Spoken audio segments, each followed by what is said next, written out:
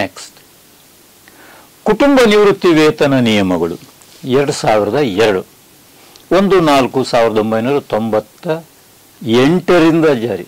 ನಿಯಮಗಳು 2002 ಬಂದಿದ್ದು, ಆದರೆ ಪೂರ್ವಾನ್ವಯವಾಗಿ 1/4/98ರಿಂದ ಈ ಫ್ಯಾಮಿಲಿ ಪೆನ್ಷನ್ ನಿಯಮಗಳು ಜಾರಿಗೆ ಬಂದಿದೆ.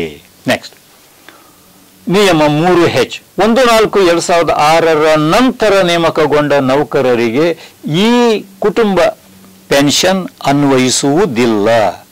ಯಾಕೆ ಅಂತಂದ್ರೆ 1/4/2006 ನಂತರ NPS national pension scheme system ಜಾರಿಗೆ ಬಂದಿದೆ. ಅವರಿಗೆ NPS ವ್ಯಾಪ್ತಿನಲ್ಲಿ ಬರುವ ನೌಕರರಿಗೆ ಫ್ಯಾಮಿಲಿ ಪೆನ್ಷನ್ ರೂಲ್ಸು ಅನ್ವಯ ಆಗುವುದಿಲ್ಲ ಅಂತ. ರೈಟ್. ಸೊ ಇದರ ಪ್ರಕಾರ ನಿಯಮ 8ರ ಪ್ರಕಾರ ಕುಟುಂಬ ಅಂತಂದ್ರೆ ಯಾರ್ಯಾರು ಒಳಗೊಂಡಿರ್ತಾರೆ? ಗಂಡ ಅಥವಾ ಹೆಂಡತಿ, ಗಂಡು ಮಕ್ಕಳು 18 ವರ್ಷ ಒಳಗಡೆ ಇರಬೇಕು, ಅವಿವಾಹಿತ ಹೆಣ್ಣು ಮಕ್ಕಳು 21 ವರ್ಷ ಒಳಪಟ್ಟು ಇರಬೇಕು, ನ್ಯಾಯಾಲಯದ ಆದೇಶದಿಂದ ಬೇರ್ಪಟ್ಟ ಗಂಡ ಅಥವಾ ಹೆಂಡತಿ ಅವರಿಗೂ ಫ್ಯಾಮಿಲಿ ಪೆನ್ಷನ್ ಬರುತ್ತೆ, ನಿವೃತ್ತಿಗೆ ಮುನ್ನ ದತ್ತು ಪಡೆದ ಮಗ ಅಥವಾ ಮಗಳು ಅವರೂ ಸಹ ಫ್ಯಾಮಿಲಿ ಪೆನ್ಷನ್ ಪಡೆಯಲು ಅರ್ಹರಾಗಿರುತ್ತಾರೆ. ಡೈವರ್ಸ್ ಆದಂತ ಗಂಡ ಹೆಂಡತಿ ಈ ಫ್ಯಾಮಿಲಿ ಪೆನ್ಷನ್ ಪಡೆಯಲು ಅರ್ಹರು ಅಲ್ಲ. ನೆಕ್ಸ್ಟ್, ವಿಚ್ಛೇದನ ಪಡೆಯುವ ಮುನ್ನ ಹುಟ್ಟಿದ ಮಕ್ಕಳು ಸಹ ಅರ್ಹರು. ಮಕ್ಕಳಿರ್ತವೆ, ಅನಂತರ ಡೈವರ್ಸ್ ಮಾಡ್ಕೊಳ್ತಾರೆ, ಆ ಮಕ್ಕಳಿಗೆ ಈ ಫ್ಯಾಮಿಲಿ ಪೆನ್ಷನ್ ಕೊಡ್ತಾರೆ. ಬಟ್ ಡೈವರ್ಸ್ ಆದಂತ ಗಂಡ ಹೆಂಡತಿಗೆ ಫ್ಯಾಮಿಲಿ ಪೆನ್ಷನ್ ಇಲ್ಲ. ಸ್ಟೆಪ್ ಚಿಲ್ಡ್ರನ್ ಅಂದ್ರೆ ಮಲತಾಯಿ ಮಕ್ಕಳಿಗೆ ಕುಟುಂಬ ಪಿಂಚಣಿಯಲ್ಲಿ ಅವಕಾಶ ಇಲ್ಲ. ನೆಕ್ಸ್ಟ್, ಕುಟುಂಬ ವೇತನ ಎಷ್ಟು ಯಾವ ದರದಲ್ಲಿ ಲೆಕ್ಕ ಹಾಕ್ತಾರೆ ಅಂತಂದ್ರೆ ಕೊನೆಯ ತಿಂಗಳ ವೇತನದ 30% 1/7/2005ರಿಂದ ಜಾರಿಗೆ ಬಂತು. ಕೊನೆಯ ತಿಂಗಳ ವೇತನದ 30%. ಪೆನ್ಷನ್ ಆದರೆ 50% of last months pay. Family pension ಅಂತಂದ್ರೆ 30% of last months pay. Right. ಈಗ ಲೇಟೆಸ್ಟ್ ಕನಿಷ್ಠ ಫ್ಯಾಮಿಲಿ ಪೆನ್ಷನ್ ಎಷ್ಟು ಅಂತಂದ್ರೆ 13,500. ಮ್ಯಾಕ್ಸಿಮಮ್ ಎಷ್ಟು ಅಂತಂದ್ರೆ 80,400 1/8/2024. ನೆಕ್ಸ್ಟ್, ಕೆಲವರು ಸರ್ವಿಸ್ನಲ್ಲಿ ಇರುವಾಗಲೇ ಮೃತರಾಗ್ತಾರೆ. ಅವರಿಗೆ ಪೆನ್ಷನ್ ಎಷ್ಟು ಬರುತ್ತೆ ಅಂತಂದ್ರೆ ಇಲ್ಲಿ ನೋಡಿ, ಸರ್ಕಾರಿ ನೌಕರನು 7 ವರ್ಷ ಅರ್ಹ ಸೇವೆ ಸಲ್ಲಿಸಿದ ನಂತರ ಮೃತಪಟ್ಟಲ್ಲಿ, 7 ವರ್ಷ ಸರ್ವಿಸು ಮಾಡಿರ್ತಾನೆ, ದುರಾದೃಷ್ಟವಶಾತ್ ಅಥವಾ ಕಾರಣಾಂತರಗಳಿಂದ ಸತ್ತು ಹೋಗ್ತಾನೆ, ಅವರಿಗೆ ಕೊನೆಯ ತಿಂಗಳ ವೇತನದ ಅರ್ಧದಷ್ಟು ಪೆನ್ಷನ್. ಕೊನೆಯ ತಿಂಗಳು 40,000 ರೂಪಾಯಿ ಸಂಬಳ ಇತ್ತು ಅಂದ್ರೆ ಅದರಲ್ಲಿ ಅರ್ಧ 20,000 ಪೆನ್ಷನ್. ಅಥವಾ ಸಾಮಾನ್ಯ ಕುಟುಂಬ ವೇತನದ 30% ಡಬಲ್ ಮಾಡಬೇಕು. ಅದರಲ್ಲಿ ಯಾವುದು ಕಡಿಮೆನೋ ಅದು 7 ವರ್ಷದವರೆಗೂ. ಸೊ ಮೃತರಾಗುವ 7 ವರ್ಷ ಆದಮೇಲೆ ಮೃತರಾದರೆ ಕೊನೆಯ ತಿಂಗಳ ವೇತನದ ಅರ್ಧದಷ್ಟು ಫ್ಯಾಮಿಲಿ ಪೆನ್ಷನ್ ಅಥವಾ 30% ಆಫ್ ಫ್ಯಾಮಿಲಿ ಪೆನ್ಷನ್ ಅಂತ ಲೆಕ್ಕ ಹಾಕಿ ಅದರ ಡಬಲ್. ಎರಡೂ ನೋಡ್ಬೇಕು. ಅವೆರಡರಲ್ಲಿ ಯಾವುದು ಕಡಿಮೆನೋ ಅದು ಕೊಡ್ತಾರೆ ಮೊದಲ 7 ವರ್ಷದವರೆಗೂ. ಇಲ್ಲಿ 1 ವರ್ಷ ಅಂತ ಇದೆ, 7 ವರ್ಷದವರೆಗೆ. 7 ವರ್ಷ ಆದ ಮೇಲೆ ಓನ್ಲಿ 30%. ಮೊದಲ 7 ವರ್ಷ double the family pension or 50% of the last months salary. Salary ಅಂದ್ರೆ ವೇತನ. ಮರಣ ಹೊಂದಿ 7 ವರ್ಷ ಆದ ಕೂಡಲೇ ಓನ್ಲಿ 30% ಫ್ಯಾಮಿಲಿ ಪೆನ್ಷನ್. ಅಫ್ಕೋರ್ಸ್ ಅದರ ಜೊತೆಗೆ ಗ್ರ್ಯಾಚ್ಯುಟಿನೂ ಬರುತ್ತೆ. ನೆಕ್ಸ್ಟ್, ಗ್ರ್ಯಾಚ್ಯುಟಿ 1 ವರ್ಷಕ್ಕಿಂತ ಕಡಿಮೆ ಸರ್ವಿಸ್ ಮಾಡಿ ಮರಣ ಹೊಂದಿದ್ರೆ 1 ವರ್ಷಕ್ಕಿಂತ ಕಡಿಮೆ ಅವರಿಗೆ 2 ತಿಂಗಳ ವೇತನದಷ್ಟು ಗ್ರ್ಯಾಚ್ಯುಟಿ ಬರುತ್ತೆ. 1 ವರ್ಷ ಮೇಲ್ಪಟ್ಟು 5 ವರ್ಷ ಒಳಪಟ್ಟು ಸೇವೆ ಸಲ್ಲಿಸಿ ಮರಣ ಹೊಂದಿದರೆ ಕೊನೆಯ ತಿಂಗಳ ವೇತನದ 6ರಷ್ಟು. 5 ವರ್ಷ ಮೇಲ್ಪಟ್ಟು 20 ವರ್ಷ ಒಳಪಟ್ಟು ಸೇವೆ ಸಲ್ಲಿಸಿ ಮರಣ ಹೊಂದಿದರೆ ಕೊನೆಯ ತಿಂಗಳ ವೇತನದ 12 ಪಟ್ಟು ಫ್ಯಾಮಿಲಿ ಪೆನ್ಷನ್. 20 ವರ್ಷ ಮೇಲ್ಪಟ್ಟು ಸರ್ವಿಸ್ ಮಾಡಿ ಮೃತ ಹೊಂದಿದರೆ ಪ್ರತಿ 6 ತಿಂಗಳ ಸೇವೆಗೆ ಅರ್ಧ ತಿಂಗಳ ವೇತನ. ಅಂದರೆ 1 ವರ್ಷದ ಸರ್ವಿಸ್ಗೆ 1 ತಿಂಗಳ ವೇತನ. ಗರಿಷ್ಠ 20 ಲಕ್ಷ. ಅಂದ್ರೆ 60 ವರ್ಷ ಪೂರೈಸಿ ರಿಟೈರ್ ಆಗುವವರಿಗಿಂತ ಇವರಿಗೆ ಒಂದು ಸ್ವಲ್ಪ ಡಿಸ್ಚಾರ್ಜ್ ದರ ಹೆಚ್ಚು. ನೆಕ್ಸ್ಟ್, ನಿವೃತ್ತಿ ವೇತನ ಪಡೆಯುತ್ತಿದ್ದ ತಂದೆ ತಾಯಿ ಇಬ್ಬರು ಮೃತರಾದಲ್ಲಿ ಗಂಡ ಹೆಂಡತಿ ಇಬ್ಬರು ಸೇವೆಯಲ್ಲಿರ್ತಾರೆ.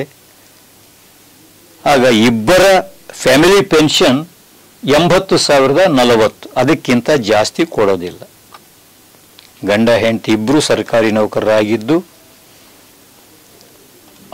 ಅವರು ಸತ್ತೋಯ್ತು ಅಂತಂದ್ರೆ ಅವರ ಮಕ್ಕಳಿಗೆ ಫ್ಯಾಮಿಲಿ ಪೆನ್ಷನ್ ಬರುತ್ತೆ ಗರಿಷ್ಠ 80,400. ಇದು 1/8/24 ಅಂತಿಮವಾಗಿ ಮೃತರಾದ ಮೇಲೆ ಪೆನ್ಷನ್ ತಗೊಳ್ತಾ ಇರ್ತಾರೆ. ಯಾರೂ ಇಲ್ಲ ಅಂತಂದ್ರೆ ಈ ಫ್ಯಾಮಿಲಿ ಪೆನ್ಷನ್ ಅವರು ಮೃತರಾಗುವರು. ಹೆಂಡತಿಗೆ ಫ್ಯಾಮಿಲಿ ಪೆನ್ಷನ್ ಬರುತ್ತೆ. ಗಂಡ ಕೆಲಸದಲ್ಲಿರ್ತಾನೆ, ಗಂಡ ಮೃತನ ಆಗ್ತಾನೆ, ಹೆಂಡತಿಗೆ ಫ್ಯಾಮಿಲಿ ಪೆನ್ಷನ್ ಬರುತ್ತೆ. ಆಕೆ ಮೃತರಾಗುವವರೆಗೂ ಫ್ಯಾಮಿಲಿ ಪೆನ್ಷನ್ ಬರ್ತಾ ಇರುತ್ತೆ. ಆಕೆ ಮೃತ ಆದ ಮೇಲೆ ಮಕ್ಕಳಿಗೆ ಬರುತ್ತೆ.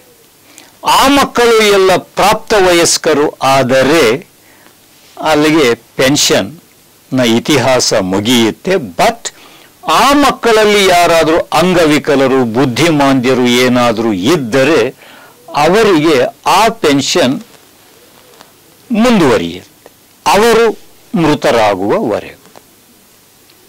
ಇಬ್ಬರು ಹೆಂಡತಿಯರಿದ್ರಲ್ಲಿ ಸಮಾನವಾಗಿ ಹಂಚಿಕೆ ಮಾಡಬೇಕು. ಎರಡನೇ ಮದುವೆ ಸರ್ಕಾರದ ಅನುಮತಿಯ ಮೇರೆಗೆ ಇದ್ದರೆ ಮಾತ್ರ. ನೆಕ್ಸ್ಟ್, ಕುಟುಂಬ ಸದಸ್ಯರ ವಿವರ ಅಪಾಯಿಂಟ್ಮೆಂಟ್ ಆಗಿ 1 ವರ್ಷದ ಒಳಗಾಗಿ ಈ ನಮೂನೆ ಎನಲ್ಲಿ ಕುಟುಂಬ ಸದಸ್ಯರ ವಿವರವನ್ನು ಬರೆದು SRಗೆ ಲಗತ್ತಿಸಬೇಕು. ಅಂದ್ರೆ ಕುಟುಂಬ ಸದಸ್ಯರು ಬದಲಾವಣೆ ಆಗ್ತಾ ಇರ್ತಾರೆ. ಆಗ ಈ ಫಾರಂ ನಂಬರ್ ನಮೂನೆಯೂ ಸಹ ಬದಲಾವಣೆ ಆಗಬೇಕು. ನೆಕ್ಸ್ಟ್, ನೇಮಕವಾದ ಕೂಡಲೇ ಕಚೇರಿ ಮುಖ್ಯಸ್ಥರಿಗೆ ಸಲ್ಲಿಸಬೇಕು. ಈ ಫಾರಂ ನಂಬರ್ 1 ನಲ್ಲಿ ಕುಟುಂಬ ಸದಸ್ಯರ ವಿವರ ಸಾಮಾನ್ಯವಾಗಿ 1 ವರ್ಷದ ಒಳಗೆ. ಯಾರಾದರೂ ಮಕ್ಕಳು ದೈಹಿಕವಾಗಿ ಮಾನಸಿಕವಾಗಿ ಅಸಮರ್ಥರು ಇದ್ದರೆ ನಮೂನೆ ಈ ನಲ್ಲಿ ತಿಳಿಸಬೇಕು ವಿತ್ ಮೆಡಿಕಲ್ ಸರ್ಟಿಫಿಕೇಟ್.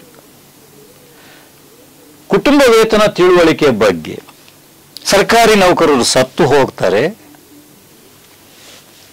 ಕಚೇರಿ ಮುಖ್ಯಸ್ಥರು ಆ ಮೃತ ಸರ್ಕಾರಿ ನೌಕರ ಕುಟುಂಬದವರಿಗೆ ಒಂದು ಪತ್ರ ಬರಿಬೇಕು ನಮೂನೆ ಬಿ ನಲ್ಲಿ.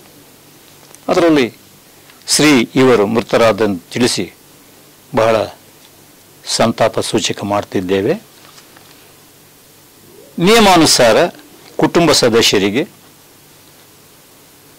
ಕುಟುಂಬ ಪಿಂಚಣಿ, ಗ್ರ್ಯಾಚ್ಯುಟಿ ಇತ್ಯಾದಿ ಬರುತ್ತೆ. ಈ ಕೆಳಕಂಡ ದಾಖಲೆಗಳನ್ನು ಶೀಘ್ರ ಸಲ್ಲಿಸಲು ಕೋರಿದೆ ಅಂತ ಪತ್ರ ಬಿ ನಲ್ಲಿ ಬರಿಬೇಕು. ಅವರು ಬಿ ನಲ್ಲಿ ಅನುಬಂಧ ಅಂತ ಇರುತ್ತೆ, ಅದರಲ್ಲಿ ಅರ್ಜಿ ಸಲ್ಲಿಸಬೇಕು. ಯಾವತ್ತು ಸತ್ತೋದ್ರು, ಹೆಂಡತಿ ಅಥವಾ ಗಂಡ ಯಾರು, ಮಕ್ಕಳು ಯಾರು, ಅವರ ವಿವರಗಳನ್ನೆಲ್ಲ ಸಲ್ಲಿಸಬೇಕು. ಕೆಲವು ಅಡಕಗಳನ್ನು ಕೊಟ್ಟು ಅಂದರೆ ಫೋಟೋ ಇತ್ಯಾದಿ. ಕುಟುಂಬ ವೇತನ ಮಂಜೂರಾತಿ ಫಾರಂ ನಂಬರ್ ಸಿ. ಈ ಥರ ಮೃತ ಸರ್ಕಾರಿ ನೌಕರನ ಬಗ್ಗೆ ಇವುಗಳ ಜೊತೆ ಇತರೆ ಅಡಕಗಳನ್ನು ಸೇರಿಸಿ ಪೆನ್ಷನ್ ರೆಕಾರ್ಡ್ ತಯಾರು ಮಾಡಿ ಏಜಿಗೆ ಕಳಿಸ್ಕೊಳ್ಬೇಕು. ಕಚೇರಿ ಮುಖ್ಯಸ್ಥರೇ ಮಂಜೂರು ಮಾಡ್ತಾರೆ. ರೈಟ್. ಈ ಕುಟುಂಬ ಪಿಂಚಣಿಗೆ ಏನೆಲ್ಲ ದಾಖಲೆಗಳು ಬೇಕು ಅಂತಂದರೆ ಆಗ್ತಾನೆ ಹಿಂದಿನ ಸ್ಲೈಡ್ನಲ್ಲಿ ತೋರಿಸಿದೆ. ABCE ಅನ್ನುವ ಫಾರಮ್ಸು, ಮರಣ ಪ್ರಮಾಣ ಪತ್ರ ಒರಿಜಿನಲ್ 3 ಕಾಪಿ, ಭಾವಚಿತ್ರ, ಗಂಡ ಸತ್ತೋದ್ರೆ ಹೆಂಡತಿಯದ್ದು, ಹೆಂಡತಿ ಸತ್ತೋದ್ರೆ ಗಂಡನದ್ದು, ಭಾವಚಿತ್ರ 3, ಸೇವಾವಹಿ, ಪೂರ್ಣಗೊಂಡ ಸೇವಾವಹಿ, LPC, ನಾಮನಿರ್ದೇಶನ ಅಂದರೆ ನಾಮಿನೇಷನ್ ಫಾರಮ್ಸ್, ಮತ್ತೆ ಆ ಪೆನ್ಷನರನ್ನು ಗುರ್ತಿಡಿಯುವ ಸಲುವಾಗಿ ಹೈಟ್ ಅಂಡ್ ಐಡೆಂಟಿಫಿಕೇಶನ್ ಮಾರ್ಕ್ಸ್, ಎತ್ತರ ಮತ್ತು ಗುರುತಿನ ಚೀಟಿಗಳು, ಯಾವ ಖಜಾನೆಯಲ್ಲಿ ನೀವು ನಿವೃತ್ತಿ ವೇತನ ಪಡೀತೀರಿ ಆ ಹೆಸರು, ಬೇಬಾಕಿ, NDC ಸರ್ಟಿಫಿಕೇಟ್, ಇತರ ಪೆನ್ಷನ್ಗಳ ಬಗ್ಗೆ, ಬೇರೆ ಇತರೆ ಪೆನ್ಷನ್ಗಳು ಯಾವುದಾದ್ರೂ ಬರ್ತಾ ಇದ್ರೆ ಅದರ ಬಗ್ಗೆನೂ ತಿಳಿಸಬೇಕು.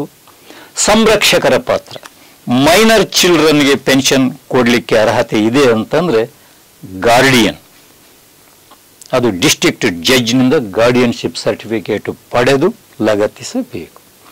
ಮಾದರಿ ಸಹಿಗಳು, so specimen signatures of the recipient of family pension. ಇಷ್ಟು ಪೆನ್ಷನ್ ಆ್ಯಂಡ್ ಫ್ಯಾಮಿಲಿ ಪೆನ್ಷನ್ಗೆ ಸಂಬಂಧಪಟ್ಟಂಥ ವಿವರಗಳು. ಸ್ನೇಹಿತರೆ, ಈ ದಿನದ 2ನೇ ಅವಧಿಯಲ್ಲಿ ಪ್ರವಾಸ ಭತ್ಯೆ ನಿಯಮಗಳ ಬಗ್ಗೆ ತಿಳಿದುಕೊಳ್ಳೋಣ. KCSRನ ನಿಯಮಗಳು 449ರಿಂದ 571ರವರೆಗೂ TA ಚಾಪ್ಟರ್. ರೈಟ್.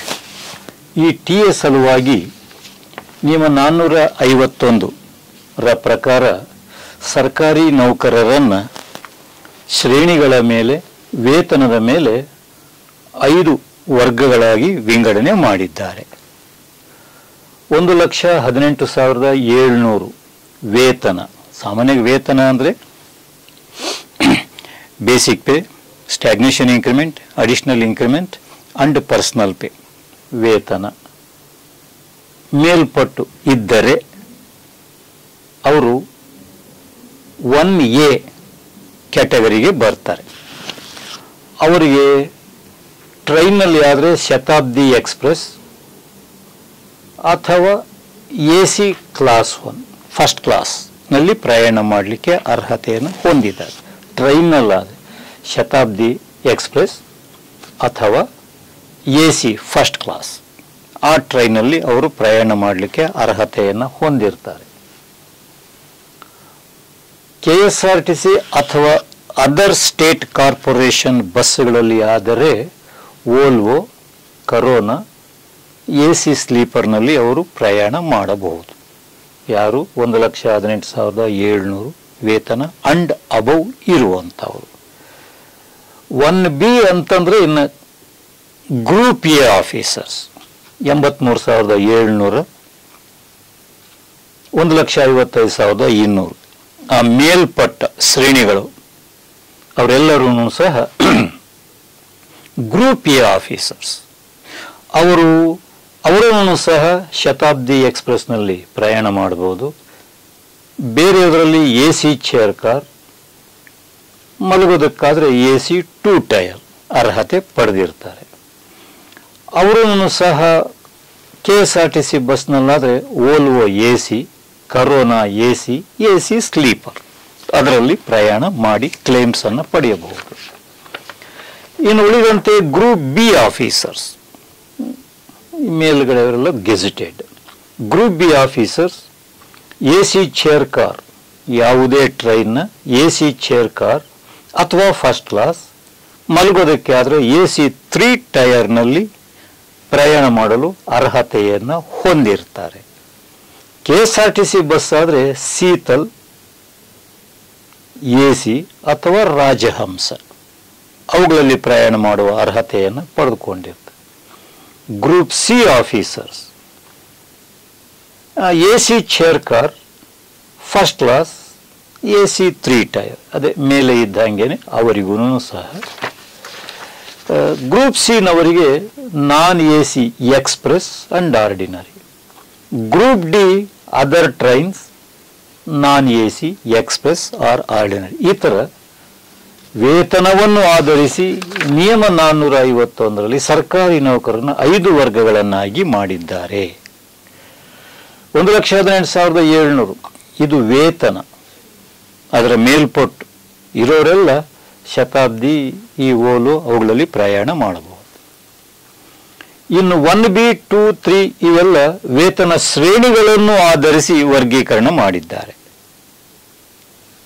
ಟ್ರೈನ್ ಆದರೆ ಯಾವ ಕ್ಲಾಸ್ನಲ್ಲಿ ಪ್ರಯಾಣ ಮಾಡಬಹುದು, ಬಸ್ ಆದರೆ ಯಾವ ಬಸ್ನಲ್ಲಿ ಪ್ರಯಾಣ ಮಾಡಬಹುದು ಅಂತ ಅಲ್ಲಿ ತಿಳಿಸಿದ್ದಾರೆ. ಟ್ರೈನ್ ಪ್ರಯಾಣ ದರ ಎಷ್ಟಿರುತ್ತೆ ಅಷ್ಟನ್ನು ಕ್ಲೈಮ್ ಮಾಡಬಹುದು. ಓಲೋ ಬಸ್ನಲ್ಲಿ ಪ್ರಯಾಣ ಮಾಡ್ತೀರಿ ಅಂದರೆ ಓಲೋ ಬಸ್ ಪ್ರಯಾಣ ದರ ಎಷ್ಟಿರುತ್ತೋ ಅಷ್ಟನ್ನು ಕ್ಲೈಮ್ ಮಾಡಬಹುದು. ಅದೇ ರೀತಿಯಾಗಿ ಗ್ರೂಪ್ ಸಿ ನೌಕರರು AC ಚೇರ್ ಕಾರ್ ಟ್ರೈನ್ನಲ್ಲಿ ಪ್ರಯಾಣ ಮಾಡಿದರೆ ಎಷ್ಟು ಪ್ರಯಾಣದ ದರ ಇರುತ್ತೋ ಅಷ್ಟು ಕ್ಲೈಮ್ ಮಾಡಬಹುದು. ಅಥವಾ ಬಸ್ನಲ್ಲಿ ಪ್ರಯಾಣ ಮಾಡಿದರೆ ಬಸ್ ಪ್ರಯಾಣದ ದರ. ನೆಕ್ಸ್ಟ್ ಮತ್ತೆ ಅದು ಪ್ರಯಾಣಕ್ಕೆ ಸಂಬಂಧಪಟ್ಟಂತಹದ್ದು. ಹೊರಗಡೆ ಹೋದರೆ ಹಾಲ್ಟ್ ಇರಬೇಕಾಗುತ್ತೆ. ಕೆಲವು ಸಂದರ್ಭದಲ್ಲಿ ಔಟ್ ಸ್ಟೇಷನ್ನಲ್ಲಿ ಹಾಲ್ಟ್ ಇದ್ರೆ ಅದಕ್ಕೆ DA ಕೊಡ್ತಾರೆ. ಪ್ರಯಾಣದ ಅವಧಿಗೆ ಚಾರ್ಜ್ ಏನಾಗಿರುತ್ತೋ ಅದು. ಔಟ್ ಸ್ಟೇಷನ್ನಲ್ಲಿ ಹಾಲ್ಟ್ ಇದ್ದರೆ ಯಾವ ಅಧಿಕಾರಿಗೆ ಯಾವ ಊರಿನಲ್ಲಿ ಯಾವ ದರದಲ್ಲಿ DA ಕೊಡ್ತಾರೆ ಅಂತ. ಈ ದರಗಳು 6ನೇ ವೇತನ ಆಯೋಗದ ಸಂದರ್ಭದಲ್ಲಿ ನೀಡಿರತಕ್ಕಂಥ DA ದರಗಳು. 7ನೇ ವೇತನ ಆಯೋಗದಲ್ಲಿ ಇನ್ನು ಈ ಪ್ರಯಾಣದ ಈ DA ಇತ್ಯಾದಿ ಇನ್ನು ಸದ್ಯಕ್ಕೆ ಬಂದಿಲ್ಲ. ಹಾಗಾಗಿ 6ನೇ ವೇತನ ಆಯೋಗದ ಅಂದರೆ 2019 ಆ ದರಗಳೇ ಇದೆ. ಹಳೆ ದರಗಳು, ಹೊಸದಲ್ಲ. ಬಟ್ ಸದ್ಯಕ್ಕೆ ಈ ದರಗಳಲ್ಲೇ ಕ್ಲೈಮ್ ಮಾಡಬೇಕು. Yes, group A and B ಅಧಿಕಾರಿಗಳು ಬೆಂಗಳೂರಿನಲ್ಲಿ ಹಾಲ್ಟ್ ಇದ್ದರೆ 600 ರೂಪೀಸ್. ಇತರೆ ಮಹಾನಗರ ಪಾಲಿಕೆಗಳಲ್ಲಿ ಹಾಲ್ಟ್ ಇದ್ದರೆ ಪರ್ ಡೇ 500 ರೂಪಾಯಿ ಹಾಲ್ಟ್ಗೆ DA. ರಾಜ್ಯದ ಇತರೆ ಸ್ಥಳಗಳಲ್ಲಿ ಹಾಲ್ಟ್ ಇದ್ರೆ ಪರ್ ಡೇ 400 ರೂಪಾಯಿ. ಕ್ಯಾಟಗರಿ 2 ಅಂದ್ರೆ ಗ್ರೂಪ್ B ಆಫೀಸರ್ಸ್ ಬೆಂಗಳೂರಿನಲ್ಲಿ ಹಾಲ್ಟ್ ಇದ್ರೆ 400 ರೂಪಾಯಿ. ಇತರೆ ಮಹಾನಗರ ಪಾಲಿಕೆಗಳಲ್ಲೂ ಹಾಲ್ಟ್ ಇದ್ರೂ 400 ರೂಪಾಯಿ. ಮಹಾನಗರ ಪಾಲಿಕೆಗಳು ಅಲ್ಲದೆ ರಾಜ್ಯದ ಬೇರೆ ಸ್ಥಳಗಳಲ್ಲಿ ಹಾಲ್ಟ್ ಇದ್ರೆ 300 ರೂಪಾಯಿ. ಗ್ರೂಪ್ ಸಿ ಬೆಂಗಳೂರಿನಲ್ಲಿ ಹಾಲ್ಟ್ ಇದ್ರೆ 300 ರೂಪಾಯಿ. ಅಫ್ಕೋರ್ಸ್ ಇತರ ಮಹಾನಗರ ಪಾಲಿಕೆಗಳಲ್ಲಿ ಹಾಲ್ಟ್ ಇದ್ರೂ 300 ರೂಪಾಯಿ. ಈ ಮಹಾನಗರ ಪಾಲಿಕೆಗಳನ್ನು ಹೊರತುಪಡಿಸಿ ರಾಜ್ಯದ ಬೇರೆ ಸ್ಥಳಗಳಲ್ಲಿ ವಾಸ ಇದ್ರೆ ದಿನಕ್ಕೆ 200 ರೂಪಾಯಿ. ಗ್ರೂಪ್ ಡಿ ನೌಕರರು ಬೆಂಗಳೂರಿನಲ್ಲಿ ಹಾಲ್ಟ್ ಇದ್ರೆ ಅಥವಾ ಇತರೆ ಮಹಾನಗರ ಪಾಲಿಕೆಗಳ ಹಾಲ್ಟ್ ಇದ್ರೆ ಪರ್ ಡೇ 300 ರೂಪಾಯಿ, ಬೇರೆ ಸ್ಥಳಗಳಲ್ಲಿ 200 ರೂಪಾಯಿ. ಇವೆಲ್ಲ 6ನೇ ವೇತನ ಆಯೋಗದ ಸಂದರ್ಭದಲ್ಲಿ ನಿಗದಿಪಡಿಸಿದಂಥ DA ರೇಟ್ಸು. 7ನೇ ವೇತನ ಆಯೋಗದಲ್ಲಿ ಇದಿನ್ನೂ ನಿಗದಿಗೊಳಿಸಿಲ್ಲ. ಹಾಗಾಗಿ ಹಳೆ ರೇಟ್ನಲ್ಲೇ ಕ್ಲೈಮ್ ಮಾಡಬೇಕು. ರೈಟ್. ಈ ದಿನಭತ್ಯೆ ಲೆಕ್ಕ ಹಾಕೋದು ಹೇಗೆ ಅಂತಂದ್ರೆ, ಕೇಂದ್ರ ಸ್ಥಾನ ಬಿಟ್ಟು 8 ಕಿಲೋಮೀಟರ್ ಆ ಕಡೆ ಹಾಲ್ಟ್ ಇದ್ದರೆ ಸರ್ಕಾರಿ ಕೆಲಸದ ಮೇಲೆ 6 ಗಂಟೆಯವರೆಗೂ ಹಾಲ್ಟ್ ಇದ್ರೆ ಔಟ್ ಸ್ಟೇಷನಲ್ಲಿ ಹೊರಗಿನ ಸ್ಥಳದಲ್ಲಿ ಆ ಅವಧಿಗೆ ದಿನಭತ್ಯೆ ಇಲ್ಲ. 6 ಗಂಟೆ ಮೇಲ್ಪಟ್ಟು 12 ಗಂಟೆವರೆಗೂ ಹೊರಗಿನ ಊರಿನಲ್ಲಿ ಹಾಲ್ಟ್ ಇದ್ದರೆ ಅರ್ಧ DA. 12 ಗಂಟೆ ಮೇಲ್ಪಟ್ಟು ಪ್ರತಿ 24 ಗಂಟೆಗೂ ಸಹ 1 ಪೂರ್ತ DA. ಉದಾಹರಣೆಗೆ ಬೆಂಗಳೂರಿನಿಂದ ದಾವಣಗೆರೆಗೆ ಹೋಗ್ತಾರೆ, ಅಲ್ಲಿ ಒಂದು 13 ಗಂಟೆ ಹಾಲ್ಟ್ ಇರ್ತಾರೆ ಸರ್ಕಾರಿ ಕೆಲಸದ ಮೇಲೆ ಅಂತಂದ್ರೆ 12 ಗಂಟೆ ಮೇಲ್ಪಟ್ಟು 24 ಅಲ್ಲಿ 13 ಗಂಟೆ ದಾವಣಗೆರೆಯಲ್ಲಿ ಹಾಲ್ಟ್ ಇರ್ತಾರೆ ಅಂತಂದ್ರೆ ದಾವಣಗೆರೆ ಅನ್ನೋದು ಒಂದು ಮಹಾನಗರ ಪಾಲಿಕೆ. ಅವನು ಗ್ರೂಪ್ ಸಿ ನೌಕರ ಆದರೆ 300 ರೂಪಾಯಿ, ಗ್ರೂಪ್ ಬಿ ನೌಕರ ಆದರೆ 400 ರೂಪಾಯಿ, ಗ್ರೂಪ್ ಎ ಆದರೆ 500. ಈ ದರದಲ್ಲಿ ಡಿ ಎನ್ನು ಕ್ಲೈಮ್ ಮಾಡುವುದು ಹಾಲ್ಟ್ಗೆ ಮಾತ್ರ. ಅಂತಂದ್ರೆ ಅಲ್ಲಿ ಹೋಗಿ ರೈಲ್ ಆರ್ ಬಸ್ ಇಳಿದ ಕ್ಷಣದಿಂದ ಹಾಲ್ಟ್ ಪ್ರಾರಂಭ ಆಗುತ್ತೆ. ಬಟ್ 8 ಕಿಲೋಮೀಟರ್ ಆಚೆಗೆ ಹಾಲ್ಟ್ ಇರಬೇಕು. 8 ಕಿಲೋಮೀಟರ್ ಕೇಂದ್ರ ಸ್ಥಾನದ 8 ಕಿಲೋಮೀಟರ್ ವ್ಯಾಪ್ತಿ ಒಳಗಡೆ ಇದ್ರೆ ಡಿ ಎ ಇಲ್ಲ, ಬಟ್ ಟಿ ಎ ಕ್ಲೈಮ್ ಮಾಡುವುದು. ಟಿ ಎ ಅಂತಂದ್ರೆ ಪ್ರಯಾಣದ ವೆಚ್ಚ ಮಾತ್ರ ಅಷ್ಟೆ, ಡಿ ಎ ಇಲ್ಲ. ನೆಕ್ಸ್ಟ್, ಔಟ್ ಸ್ಟೇಷನ್ ಅಲ್ಲಿ ಹಾಲ್ಟ್ ಇರ್ತಾರೆ. ನಾವು ಎಕ್ಸಾಂಪಲ್ ದಾವಣಗೆರೆ ತಗೊಂಡ್ವಿ, ಅಲ್ಲಿ ಉಚಿತ ಊಟ ಮತ್ತು ವಸತಿ ನೀಡಿದ್ದಾರೆ ಅಂತಂದರೆ ಸರಕಾರದ ವತಿಯಿಂದ ನೀಡಿದ್ದಾರೆ ಅಂತಂದ್ರೆ 1/4 ಡಿ ಎ, ಕಾಲು ಭಾಗ, ಒಂದು ದಿನಕ್ಕೆ ಕಾಲು ಭಾಗ ಡಿ ಎ. ಕಾರಣ ಸರ್ಕಾರದ ವತಿಯಿಂದ ಉಚಿತ ಊಟ ಮತ್ತು ಉಚಿತ ವಸತಿ ಏರ್ಪಾಟು ಮಾಡಿದ್ದಾರೆ. ಅದೇ ರೀತಿಯಾಗಿ ಉಚಿತ ಊಟ ಅಥವಾ ಉಚಿತ ವಸತಿ ಈ ಎರಡರಲ್ಲಿ ಯಾವುದಾದ್ರೂ ಒಂದನ್ನು ಉಚಿತವಾಗಿ ಕೊಟ್ರೆ ಹಾಲ್ಟ್ ಇರುವ ಸ್ಥಳದಲ್ಲಿ ಆ ದಿನಕ್ಕೆ ಅಂದ್ರೆ ಒಂದು ದಿನಕ್ಕೆ ಅರ್ಧ ದಿನ ಭತ್ಯೆ. ರೈಟ್. ಪ್ರವಾಸದಲ್ಲಿದ್ದಾಗ ಬರುವ ಸಾರ್ವಜನಿಕ ರಜೆಗಳಿಗೆ ದಿನ ಭತ್ಯೆ ಲಭ್ಯ. ಈಗ ದಾವಣಗೆರೆಗೆ ಹೋದ್ರಿ, ಒಂದು 5-6 ದಿನ ಹಾಲ್ಟ್ ಇರ್ತಾರೆ ಸರ್ಕಾರಿ ಕೆಲಸದ ಮೇಲೆ. ಅದರಲ್ಲಿ 1-2 ಸಾರ್ವಜನಿಕ ರಜೆಗಳು ಬಂತು ಅಂತಂದ್ರೆ ಆ ರಜೆಗಳಿಗೂ ಸಹ ದಿನಭತ್ಯೆ ಲಭ್ಯ ಇರುತ್ತೆ. ನೆಕ್ಸ್ಟ್, ಪ್ರವಾಸದಲ್ಲಿದ್ದಾಗ ರಜೆ ಉಪಯೋಗಿಸಿಕೊಂಡಲ್ಲಿ ಒಂದು 6 ದಿನ ದಾವಣಗೆರೆಗೆ ಹೋಗಿರ್ತಾರೆ, ಅದರಲ್ಲಿ 1 ದಿನ ರಜೆ ಹಾಕಿರ್ತಾರೆ, ಆ ರಜೆಗೆ ದಿನಭತ್ಯೆ ಇಲ್ಲ. ನೆಕ್ಸ್ಟ್, ಕೇಂದ್ರ ಸ್ಥಾನದಿಂದ ಗೈರು ಹಾಜರಾಗಿ ಕೇಂದ್ರ ಸ್ಥಾನಕ್ಕೆ ಹಿಂತಿರುಗುವವರೆಗೂ ಗೈರು ಹಾಜರಾಗಿ. ಈಗ ಹಾಲ್ಟ್ ಇರುವ ಗಂಟೆಗಳಿಗೆ ಅಂದ್ರೆ ಕೇಂದ್ರ ಸ್ಥಾನ ಬಿಟ್ಟು 8 ಕಿಲೋಮೀಟರ್ ಆದ ಮೇಲೆ ಯಾವುದಾದ್ರೂ ಊರಿನಲ್ಲಿ ಸರ್ಕಾರಿ ಕೆಲಸದ ಮೇಲೆ ಹಾಲ್ಟ್ ಇದ್ರೆ ಆ ಎಷ್ಟು ಗಂಟೆಗಳ ಹಾಲ್ಟ್ ಇರ್ತಾರೋ ಆ ಗಂಟೆಗಳಿಗೆ ದಿನಭತ್ಯೆ ಕಾಲು ಭಾಗ ಅರ್ಧ ಭಾಗ ಅಂತ ನಾವೀಗಾಗಲೇ ಲೆಕ್ಕ ಹಾಕಿದ್ದೀವಿ. ಹಾಲ್ಟಿಗೆ ದಿನಭತ್ಯೆ. ನೆಕ್ಸ್ಟ್, ಪ್ರಯಾಣದ ಅವಧಿಗೂ ದಿನಭತ್ಯೆ. ಇಲ್ಲಿಂದ ದಾವಣಗೆರೆಗೆ ಸೇ ಫಾರ್ ಎಕ್ಸಾಂಪಲ್ ಒಂದು 8 ಗಂಟೆ ಆಗ್ಬೋದು ಅಂತ ತಿಳ್ಕೊಳ್ಳಿ. ಆ 8 ಗಂಟೆ ಪ್ರಯಾಣದ ಅವಧಿಗೂ ಡಿ ಎ ಸಿಕ್ಕತ್ತೆ. ಯಾವ ದರದಲ್ಲಿ ಡಿ ಎ ಅಂತಂದ್ರೆ, ಈಗ ನೋಡಿ, ರಾಜ್ಯದಲ್ಲಿ ಇತರೆ ಸ್ಥಳಗಳಲ್ಲಿ ಒಬ್ರು ಕ್ಲಾಸ್ 1 ಆಫೀಸರ್ ದಾವಣಗೆರೆಗೆ ಹೋಗ್ತಾರೆ ಅಂತಂದ್ರೆ, ದಾವಣಗೆರೆಯಲ್ಲಿ ಹಾಲ್ಟ್ ಇರ್ತಾರೆ ಅಂತಂದ್ರೆ ಹಾಲ್ಟ್ ಅವಧಿಗೆ 500 ರೂಪಾಯಿ, ಪ್ರಯಾಣದ ಅವಧಿಗೆ 400 ರೂಪಾಯಿ ದರದಲ್ಲಿ ಡಿ ಎ ಲೆಕ್ಕ ಹಾಕಿ. ಬೆಂಗಳೂರು ಟು ದಾವಣಗೆರೆ 8 ಗಂಟೆ ಅಂತ ಅಂದರೆ ಕಾಲ್ ಭಾಗ, 12 ಗಂಟೆಗೆ ಮೀರಿದ ಪ್ರಯಾಣ ಆದರೆ ಅರ್ಧ ಡಿ ಎ. ಮೊದಲು ಇನ್ಸಿಡೆಂಟಲ್ ಚಾರ್ಜಸ್ ಅಂತ ಇತ್ತು, ಅದಕ್ಕೆ ಬೇರೆ ಬೇರೆ ರೇಟ್ಸ್ ಇದ್ದು. ಈಗ ಅದನ್ನ ಇನ್ಸಿಡೆಂಟಲ್ ಚಾರ್ಜಸ್ ಅನ್ನೋದಿಲ್ಲ. ಪ್ರಯಾಣದ ಅವಧಿಗೆ ಈ ಇತರೆ ಸ್ಥಳಗಳಲ್ಲಿ ಹಾಲ್ಟ್ ಇದ್ರೆ ಡಿ ಎ ರೇಟ್ ಏನಿರುತ್ತೆ ಆ ದರದಂತೆ ಪ್ರಯಾಣದ ಅವಧಿಗೆ ಡಿ ಎ ಕ್ಲೈಮ್ ಮಾಡಿ. ಪ್ರಾಸಂಗಿಕ ವೆಚ್ಚಗಳು ಇನ್ಸಿಡೆಂಟಲ್ ಚಾರ್ಜಸ್ ಅನ್ನೋದು ಪದ ತೆಗೆದುಹಾಕಿದ್ದಾರೆ, ಸವಲತ್ತು ಇದ್ದೇ ಇದೆ. ನೆಕ್ಸ್ಟ್, ಕೇಂದ್ರ ಸ್ಥಾನದಿಂದ ಗೈರು ಹಾಜರಿಯಾಗಿ. ಸೊ ಬೆಂಗಳೂರು ಬಿಟ್ಟು ಒಂದು 6 ದಿನ ಆದ ಮೇಲೆ ಮತ್ತೆ ಬೆಂಗಳೂರಿಗೆ ಬರ್ತೀರಿ. 6 ದಿನನೂ ಕೇಂದ್ರ ಸ್ಥಾನದಿಂದ ಹೊರಗಡೆನೇ ಇರ್ತೀರಿ.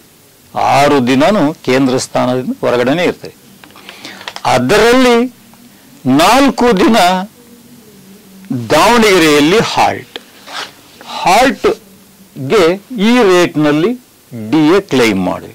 ಪ್ರಯಾಣದ ಅವಧಿಗೆ ಸಹ DA ಬರುತ್ತೆ, ಬಟ್ ಇತರ ಸ್ಥಳಗಳಲ್ಲಿ ಇರುವ DA ದರದಂತೆ ಕ್ಲೈಮ್ ಮಾಡಬೇಕು. ಹಾಗಾಗಿ ಹಾಲ್ಟ್ಗೂ DA ಬರುತ್ತೆ, ಪ್ರಯಾಣದ ಅವಧಿಗೂ DA ಬರುತ್ತೆ. ನೆಕ್ಸ್ಟ್,